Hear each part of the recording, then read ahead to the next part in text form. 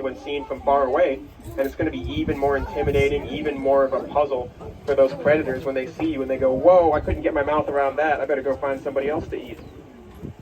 You see that on lots of animals. The zebras actually have it too, only the zebras have it on the back of their neck, like that little mohawk, that little crest. It does the same thing. It makes their neck look bigger and wider. Try to think of a few other animals out there that have that. Wildebeest have it too, like the kudu. They have that scraggly little neck beard hanging off. Lots of animals do that. Keep an eye out today. See if you can find some other animals, some other antelope and species who have little augmentations, little adaptations to make their neck look bigger and wider. Yes or no? Yes. Yes or no? All right, so we're going to say farewell for now to our greater kudu. You guys remember from the beginning of the tour, the greater kudu doesn't mean they're better than the other kudu, it just means they're taller. Oh, another good look at our rhinoceros coming by here. The eastern black rhino is a critically endangered species. There's fewer than 1,000 of them left on planet Earth. Actually, fewer than 800 last time I checked. Just like rhino, there's 2 of them down there. Just like rhinos all over the world, they are often going to be poached for their horns. A little bit of belief in some circles that rhino horns have special powers, that they can cure diseases, largely based in the fact that the horn grows back whenever it breaks off.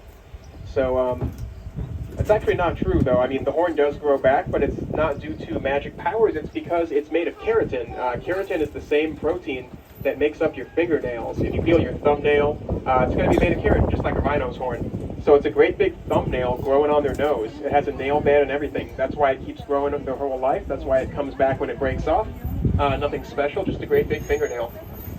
You may notice the second rhino laying down in the shade of that tree right next to the first one there. We have 1 male and 1 female, Kendi and Arya. These 2 are members of the SSP, or Species Survival Plan, for the eastern black rhinoceros. The SSP is kind of like a matchmaking service for endangered animals. If you're endangered, then dating opportunities are pretty thin on the ground. So a lot of times organizations like ours will match those animals up, introduce them to each other, and hope that they get along.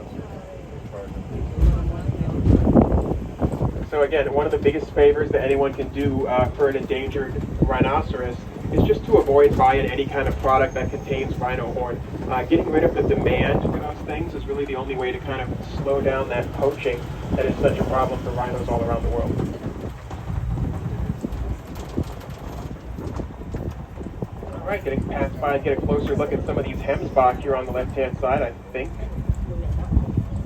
Okay, they might be just a little bit out of view if they're on the slope of that hill. Let's see if we can see them just around the corner. Oh yeah, here they are. Check out those pointy horns.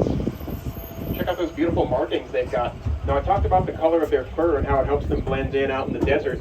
If you look at, they have those mask-like marks on their faces, and they have those little markings on their bellies and their legs too.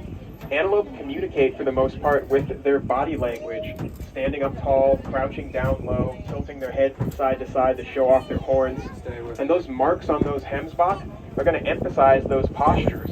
The masks on their face kind of make it like a little beacon. Everyone can see the head moving around. That stripe along their belly helps them emphasize whether they're standing up or crouching down. Very important distinction for an antelope. An antelope who's crouching down or going down on the elbows is aggressive, and that means they're ready to fight. Whereas one who's standing up is just behaving normally. So again, those stripes really call attention to those movements and postures and helps those antelopes say what they're trying to say to the rest of the herd. I'm happy, I'm angry, I'm friendly, stuff like that. Very important if you live in a herd with many, many other antelope. We're also coming up to some eland, some of the biggest antelope on the planet. These guys can weigh about, well, anywhere from 1,000 to 2,000 pounds when they're adults. You can see a few of these adults coming by here. Now, there are also some babies around here. Oh, hey, they're right by the fence. Okay, we're in for it right now. Check out these babies, 1, 2, 3, 4. In for a treat with these little guys here. You guys want to guess how old you think those babies are? I think like 6 months old, a year old. Look how big these guys get. These little babies here are about 6 weeks old, so they're already enormous. They're already bigger than the gazelles. They're already bigger than a lot of the other antelope we've seen today. They're pushing the size of some of those medium ones like the sables. If you look at the adult eland, the adults have these little markings on their front legs, little marks on their elbows. It almost looks like they're wearing armbands. Those are more follow me marks, but these ones are specifically for the baby elands. They're right there so that those babies have something right in their eye line. They can follow along behind. They can stay close to their mom, stay close to their dad, make sure they don't get too separated from the adults.